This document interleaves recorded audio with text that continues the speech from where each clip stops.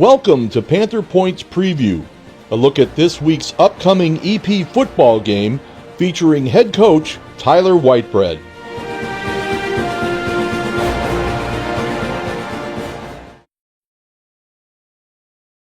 No, I haven't felt those emotions for quite a long time. It was just, the offense was playing so well, and just every time I thought that we had it going the right, the beginning was a little different, but once we got to that second and the third quarter, every time that I thought we were going to pull away, it was just another big play by them.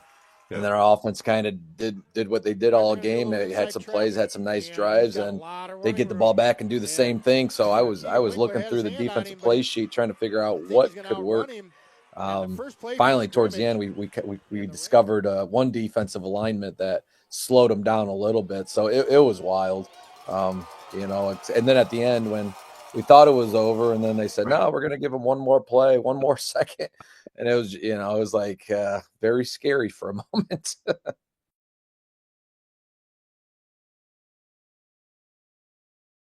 mean, was that the best you've seen the offense work last week? Oh, yeah, for sure. We've seen glimpses, throughout the previous 4 games or 5 games. Yeah, previous 5 games. But for them to be that consistent throughout the entire game, we punted twice. One of those times we were just trying to run the clock out at the very end of the game. But man, we were rolling. I think we had 230 yards passing, somewhere around there, and like 220 yards rushing, that or vice versa. But man, it was great. Everything Coach Abbott was calling was working. The guys were executing. Again, the guys up front, everybody. We had multiple guys that had really good games, so it was fun to watch.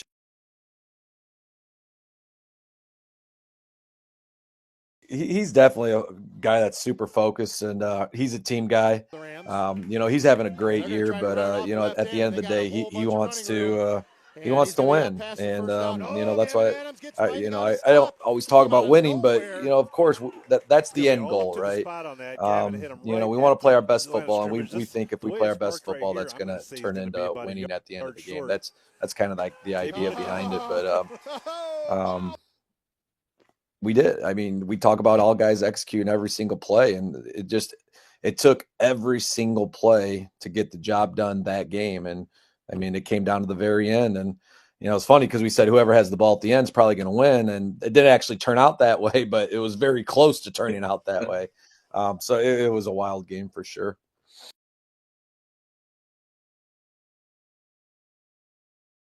Our confidence is really high right now.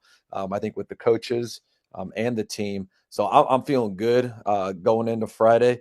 We still need 2 more really good days of practice because, again, we'll probably get to it, but Orion poses some challenges for us.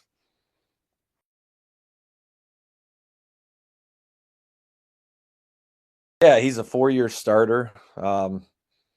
I forget what they were saying. I mean, he's passed for like 6,000 yards in his career. It's something just insane. Uh, Partially because they pass the ball all the time, but partially because he's really good. His dad being the head coach, they talk offense all the time, and his dad's a good offensive mind, and they have weapons around him. And I think that's probably their focus, I would assume, since they're so good on offense. They probably practice it a lot. So it's going to be, we got our work cut out for us on defense. That's for sure. Offensively, we're hoping we can continue to execute like we did this previous week. And again, I think a game like that gives the offense a lot of confidence, whether it's passing or running the ball.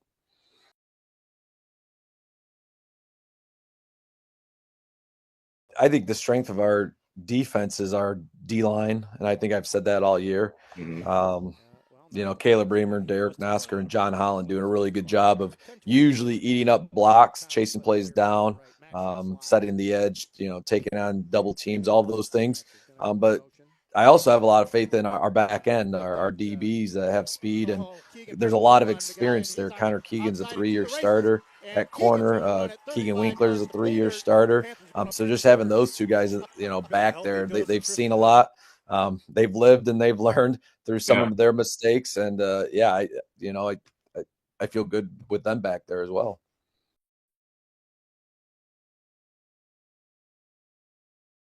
when you have a big win against a quality team, I think everyone around definitely kind of starts looking, like you said, well, how many wins can we actually get?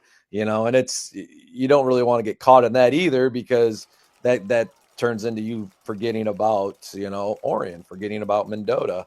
So we don't want to do that either, but yeah, you know, we, we have a chance to go 7-2, and but we can't go 7-2 if we don't go 1-0 this week. So we're trying to do as much as we can to prepare for Orion, and give us a shot to hopefully, like, down the road have a chance to go 7-2. But we got to take care of this week.